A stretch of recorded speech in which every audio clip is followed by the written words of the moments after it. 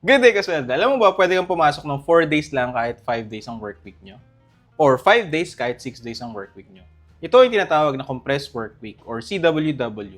Ang layunin nito is magkaroon ng voluntary agreement ng employee at employer basta mapupunan niya yung required na working hours niya per week. Okay, ito yung mga sample nun. Kung pumapasok ka ng 5 days a week or 40 hours a week, so pwede kang compress work week into 4 days lang. So dun sa 4 days na yun, kailangan pumasok ng 10 hours a day. So instead of 5 days yung ipapasok mo na tige 8 hours, magiging 4 days na lang yan.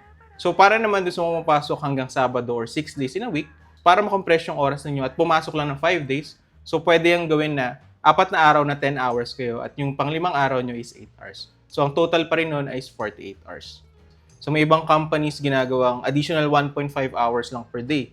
So instead na 10 hours sila ng 4 days at 8 hours ng 5th day, so pwede yan na 9.5 hours sila ng 4 days and then yung 5th day nila yung 10 hours lang. So importante dito kasi is mapupunan nyo yung 48 hours na work week ninyo. So ano nga bang pinaka-benefit nitong compressed work week natin?